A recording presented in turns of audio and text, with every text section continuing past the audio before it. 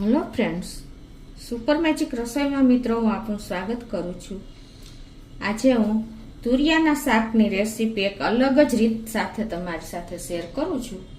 તો તમને ચોક્કસ આ વિડીયો ગમશે। ગમે તો લાઈક કરજો, શેર કરજો અને સબસ્ક્રાઈબ કરવાનું તો ભૂલતા જ નહીં। તો હવે એના ઇન્ગ્રેડિયન્ટ પણ રૂટીન જ છે મિત્રો। એના માટે મેં આ 600 ગ્રામ તુરિયા લીધા છે, ટમેટા છે 2 ચમચી જેવો ચણાનો લોટ છે, અજમો છે, લસણ છે, ધાણાભાજી છે, મીઠું છે, તેલ છે અને રૂટીન મસાલા છે। તો બનાવવાનું ચાલુ કરીએ।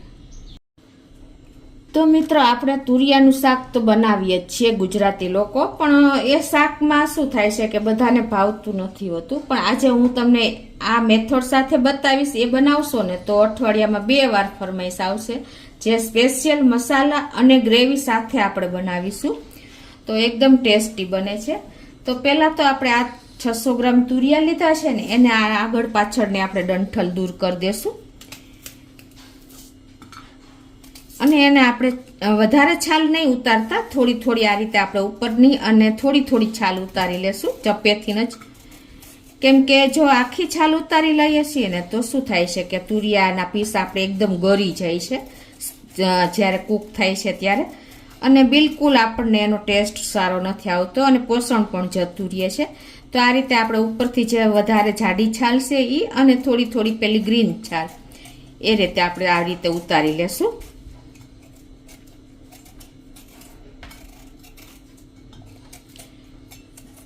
મેં મિત્રો તુરિયાનો સંભારો પણ સુપર મેજિક રસોઈ ચેનલમાં શેર કરેલો છે, તે તમે ખાસ જોઈ લેજો। એનો પણ બહુ સરસ ટેસ્ટ આવે છે। અને બીજું મિત્રો તમને ખાસ જણાવું, જે બિગનર્સ લોકો છે ને એને ખ્યાલ નથી હોતો, તો તમે તુરિયા લેવા જાઓ ને ત્યારે એકદમ જો આવા ફ્રેશ તુરિયા લેવાના, એટલે કે તાજા હોય ને એવા જ લેવાના। અને તમે તાજા શાક તુરિયાનું શાક કરશો ને તો બહુ સરસ બને છે। અને બીજું કે આપણે જ્યારે તુરિયા બનાવીએ ને ત્યારે પહેલાં આખા તુરિયાને આગળ પાછળથી આ રીતે ટેસ્ટ કરી લેવાનો। એટલે શું થશે કે ઘણી વખત તમારે તુરિયું કડવું આવી જાય છે તો આપણું આખું શાક ફેલ જાય છે। તો હંમેશા તુરિયા ગમે ત્યારે બનાવો ને ત્યારે તમારે એને ટેસ્ટ તો કરી જ લેવાનો। તો આ રીતે આપણે બધા તુરિયાની છાલ ઉતારી લેશું।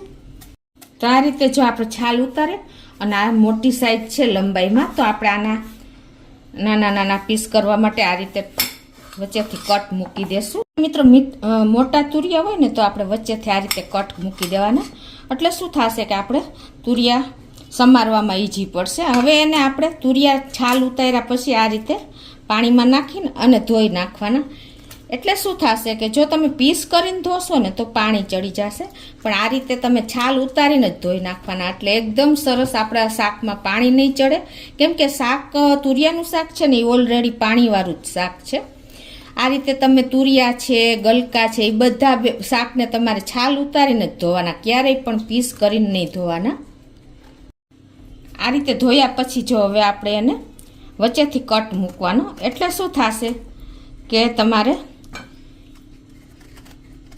સમારવામાં ઈઝી પડશે। અને પાછો એક કટ મૂકી દેશું અને થોડાક મોટા પીસમાં આપણે તુરિયાને સમારશું, એટલે તુરિયાનું શાક વધારે ગળી જાય છે। જો મોટા પીસ હશે ને તો તમારે થોડુંક વ્યવસ્થિત રહેશે। તો આ રીતે આપણે બધા તુરિયાને સમારી લેશું। તો આ રીતે જો આપણે બધા તુરિયાને મોટા પીસમાં સમારી લીધા છે। હવે આપણે એક સ્પેશિયલ પેસ્ટ કરશું। તો એના માટે અત્યારે 2 ચમચી આપણે ચણાનો લોટ નાખશું। આ ચણાનો લોટ મેં અત્યારે કાચો જ લીધો છે, એનું રીઝન પણ હું તમને પાછળથી બતાવું। 1 ચમચી લાલ મરચું, 1 ચમચી ધાણા જીરું અને આપણે 1/4 ટીસ્પૂન જેવું મીઠું નાખી દેશું। અને આમાં આપણે 1/4 કપ જેવું પાણી નાખીને અને એક પેસ્ટ બનાવી લેશું।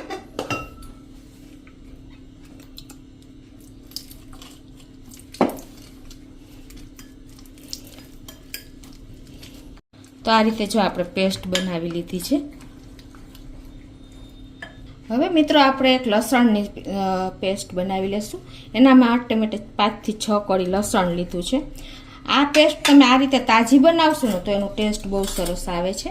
એમાં 1 ટીસ્પૂન જેવું આપણે કાશ્મીરી લાલ મરચું નાખશું, 1 ટીસ્પૂન ધાણા જીરું અને 1/4 ટીસ્પૂન જેવો આપણે અજમો નાખી દઈશું અને ટેસ્ટ એકોર્ડિંગ અડધી ટીસ્પૂન જેવું આપણે મીઠું નાખીને અને આની ફાઇન પેસ્ટ તૈયાર કરી લેશું. તો આ રીતે જો આપણી પેસ્ટ તૈયાર થઈ ગઈ છે. મીઠું નાખ્યું છે ને એટલે ઝડપથી તમારું લસણ સરસ ટોચાઈ જશે. હવે આપણે વઘાર કરી લઈએ. તો એના માટે ગેસ ઓન કરી અને એક પેનમાં આપણે 3 ટેબલ સ્પૂન જેવું તેલ મૂકશું. કેમ કે તુરિયાના શાકમાં પાણીનો બિલકુલ ઉપયોગ નથી થતો એટલે થોડુંક પ્લસ તેલ મૂકવાનું.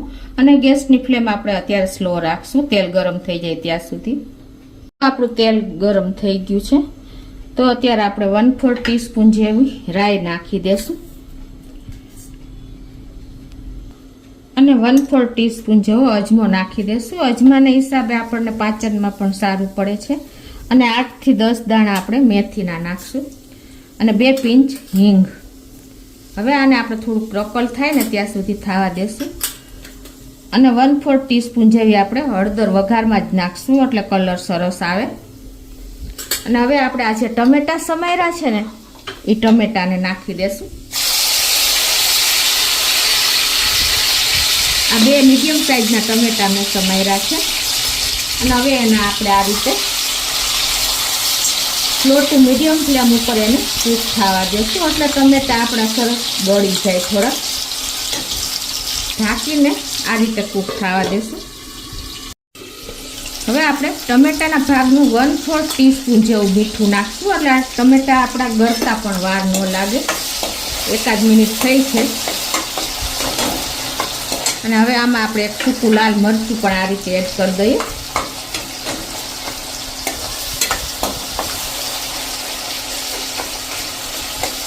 હજી 1 મિનિટ આપણે ટમેટાને આ રીતે તેલમાં કૂક કરી લઈશું. તો 2 મિનિટ જેવું થયું છે અને જો આપણા 80% જેવા ટમેટા કૂક થઈ ગયા છે. આ રીતે તમે તેલમાં ટમેટાને કૂક કરશો ને તો સરસ કૂક થઈ જશે.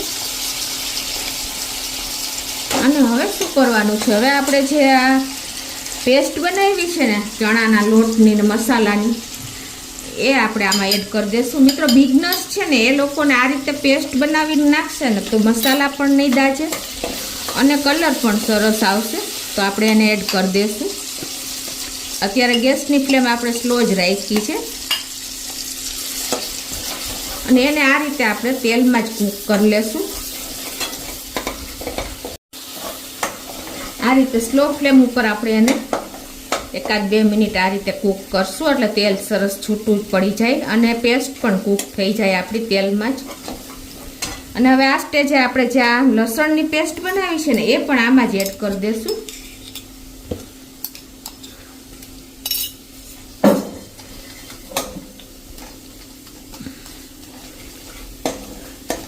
અને આ રીતે આપણે એને 1-2 મિનિટ સાંતળી લેશું. અને જો આપણે મસાલો અત્યારે થોડોક થીક થઈ જાય ચણાનો લોટ છે એટલે તો 1-2 ચમચી જેવું પાણી આપણે નાખીને કૂક કરશું એટલે આપણી પેસ્ટ કૂક થઈ જાય.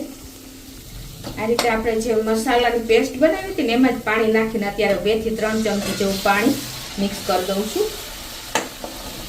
અને હવે આ પેસ્ટ જો મિત્રો અત્યારે એટલી સરસ સ્મેલ આવી રહી છે ને કે આપણી કૂક આ ગ્રેવી કેટલી સરસ લુકમાં લાગે છે અને ટેસ્ટમાં તો વાત જ ન પૂછો એવું આપણું આ શાક બનશે.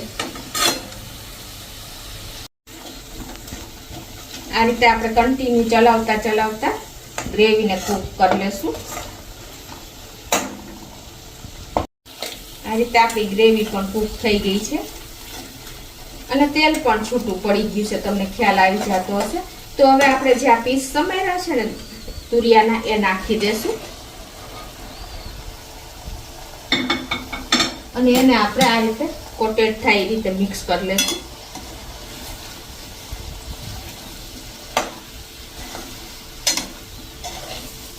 મિત્રો આ ફ્લેવરથી તમે આ રીતે શાક બનાવશો ને તો અઠવાડિયામાં 2 વાર તમારે તુરિયાના શાકની ફરમાઈશ આવશે એની હું તમને ગેરંટી આપું છું. એટલું સરસ આપણું લથબથતું શાક તૈયાર થશે. જરા પણ ફીકું પણ નહીં લાગે અને બાળકો પણ ખાતા થઈ જશે. તો આ રીતે આપણે મિક્સ કરી અને એને ઢાંકીને એક વચ્ચે વચ્ચે આપણે ચેક કરતા રહેશું, કેમ કે ચણાનો લોટ છે એટલે વચ્ચે વચ્ચે આપણે 2 થી 3 મિનિટે ચેક કરતું રહેવું પડશે. તો સ્લો ફ્લેમ ઉપર જ આપણે આને કૂક કરશું ઢાંકીને. તો 2 થી 3 મિનિટ થઈ ગઈ છે અને જુઓ થોડું થોડું પાણી પણ આપણે તુરિયાએ છોડ્યું છે. તો આપણે એક વખત હલાવી લઈએ. આ રીતે તમારે 2 થી 3 મિનિટ વચ્ચે વચ્ચે ચલાવી લેવાનું, એટલે શું થશે કે લોટ બેસે નહીં, મસાલો આપણો તળિયે બેસે નહીં અને શાક પણ વ્યવસ્થિત આપણે ઉલટ પુલટ થઈ જાય. પાછું હજી આને ઢાંકીને આપણે 2 થી 3 મિનિટ પછી ચેક કરશું. તો જો 5 થી 6 મિનિટ થઈ ગઈ છે ટોટલ અને આપણું પાણી પણ તુરિયાએ છોડી દીધું છે. જો કેટલું બધું પાણી દેખાય છે. અને આને હવે આપણે ચેક કરી જોવાનું, ચેક આવી રીતે ચપ્પેથી આ રીતે તમારે જો છાલ ઉપરથી ચેક કરવાનું. હજી થોડુંક કાચું છે, આ વચ્ચેના ગર્ભમાંથી ચેક નહીં કરવાનું, તો તૂટી જ જશે. હજી અંદાજે આપણે 5 મિનિટ જેવો ટાઈમ લાગશે. તો પાછું ઢાંકીને એને કૂક થવા દઈએ.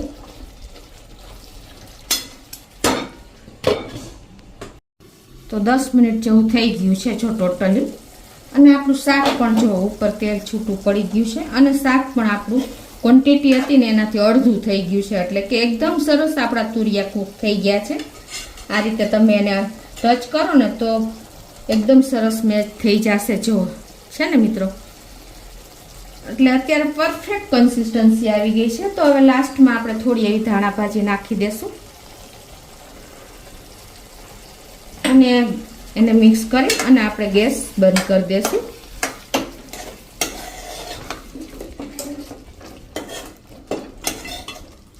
મિત્રો આ સ્પેશિયલ મસાલા અને ગ્રેવી સાથે તમે આ શાક બનાવશો ને તો હોશે બધા જ ખાશે.